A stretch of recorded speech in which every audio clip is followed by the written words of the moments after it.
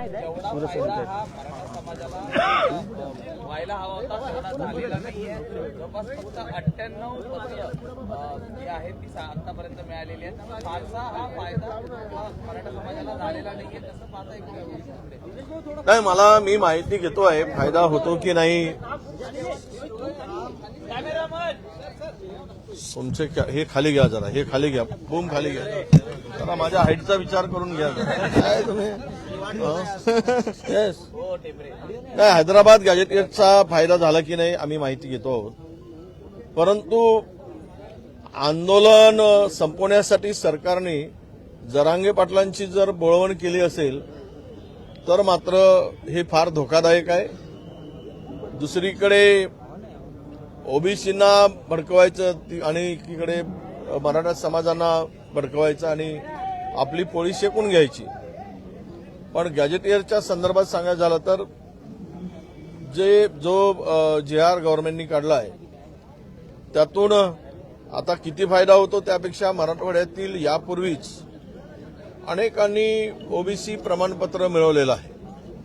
ते तुम्हाला जिल्हा परिषदेच्या स्थानिक स्वराज्य संस्थेच्या निवडणुकानंतर, महानगरपालिकेच्या निवडणुकानंतर दिसून येईल.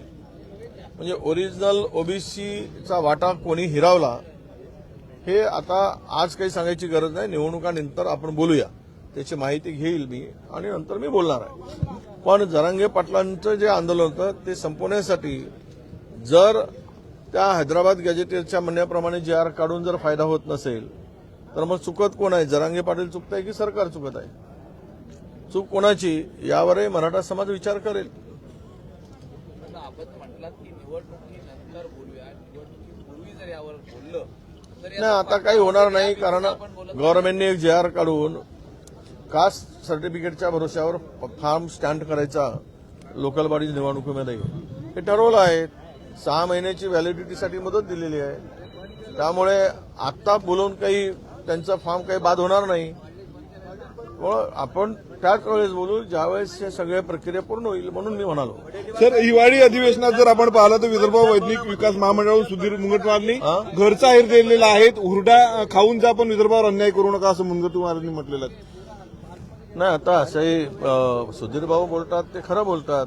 सुधीर भाऊंनी हे सगळ्या बजेटमध्ये त्यांची भूमिका मांडली आहे. ते विदर्भाच्यासाठी आणि विकासासाठी नेहमी आग्रही राहतात.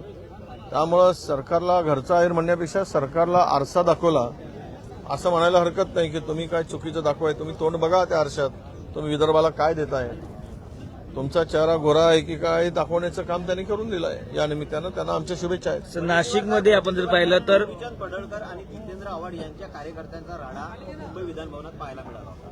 आज त्याचा अहवाल टेबल होणार आहे. तुम्हाला काय वाटतं, काय निष्कर्ष निघेल याच्यात? नाही, बघा, सरकारने कोणालाही पाठीशी घालू नये. तो राड्याचा साक्षीदार आम्ही आहोत, सगळी माहिती आम्हाला आहे. पण एखाद्यांनी ज्या पद्धतीनं सत्ताधारी असो की विरोधी असो कोणी पण चूक केली त्याच्यावर फौजदारी स्वरूपाची कारवाई झाली पाहिजे. त्याच्यावर त्याला अटक झाली पाहिजे. तो सुटता कामा नये. कायद्याचा धाक असलाच पाहिजे. आणि विधानभवनसारख्या पवित्र परिसरामध्ये अशा प्रकारचे वैयक्तिक द्वेषापोटी, राजकारणापोटी राडे होत असतील तर याचं पावित्र्य कसं राहील? म्हणून कारवाई ही कडकच कारवाई झाली पाहिजे. कुठेही सुटता कामा नये. ती हिंमत मुख्यमंत्र्यांनी दाखवली पाहिजे. सर, कार्यकर्त्यावरती हवी की आमदारांवरती हवी? जो चुकला असेल त्याच्यावर हवी.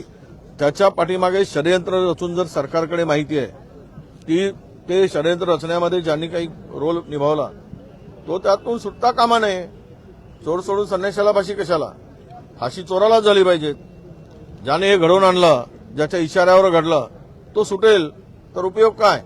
म्हणजे एखाद्याला खून करायसाठी पैसे देणं, सुपारी देणं, बंदूक देणं, गोळ्या देणं आणि म्हणणं की माझा काही संबंध नाही, माते भडकवणं दुसऱ्यांची, तोच खरा गुन्हेगार आहे जो माती भडकवत आहे. सर, बिबट्याच्या मुद्द्यावरून जर पाहिलं तर राज्यात रणकंदन माजल्या. दुसरीकडे शेतकऱ्यांची टिंगल उडवणं सुरू आहे असं बच्चू कडूंनी म्हटलेलं आहे. कोणी म्हणतं, अंबानी म्हणतात की हत्ती पोचा. आणि दुसरीकडे रवी राणांनी म्हटलं की बिबट्या पोचण्याची परवानगी दिली पाहिजे. नाही, दिली पाहिजे ना. पहिले रवी राणाच्याच घरी 4-5 बिबटे ठेवले पाहिजेत आणि त्याला सांगितलं पाहिजे की तू आणि तुझ्या फॅमिलीनी मिळून जेवढे मेंबर असतील सगळ्यांनी एक बिबट्या पोसा आणि त्यानंतर मग दुसऱ्याला अनुभव सांगा की तो पाळीव प्राणी आहे की हिस्र प्राणी आहे, हे मग बच्चू कडूंचा अनुभव घेऊन बाकीच्या सत्ताधारी आमदारांच्याकडे त्यांच्या म्हणण्यानुसार मग 2-2 बिबट्यांचं वाटप करावं.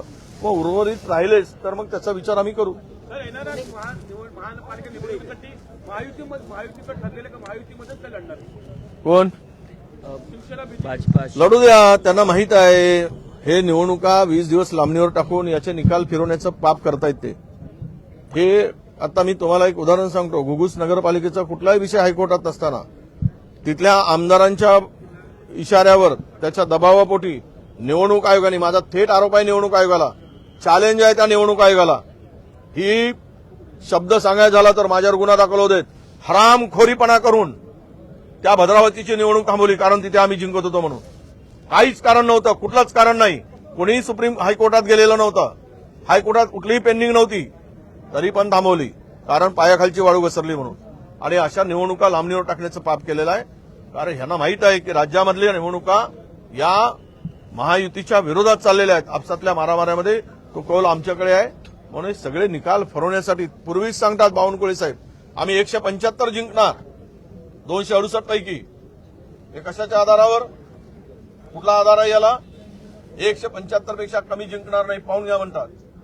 याचा अर्थ स्पष्ट होतो की ही सगळी बेमानी आहे.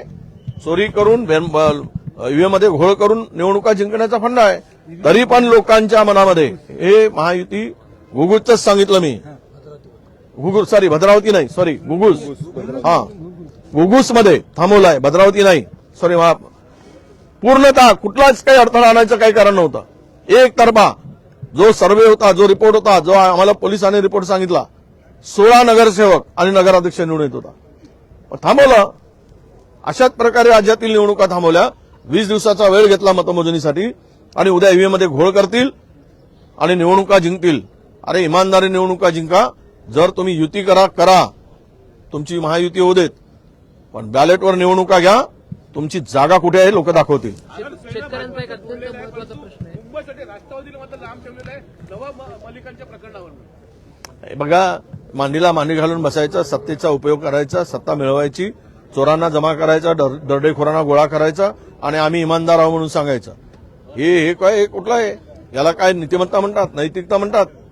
सगळे नीतिमत्ता नैतिकता कमरेला गुंडाळून कारभार सुरू आहे. हे महाराष्ट्रातील जनता बघते. याला सांगायचं हा बदमाश आहे, तो चोर आहे, आणि सगळे घोटाळेबाज, सगळे जमीन लुटणारे, सगळे तिजोरी खाणारे, लुटून खाणारे, दरोडेखोर, लुटारू, चोर, डाकू सगळे जमा करून सत्ता चालवायची. याला काय इथिक्स म्हणतात? याला काय राजकारण म्हणतात? शेतकऱ्यांचा एक महत्वाचा मुद्दा नाफेड केंद्र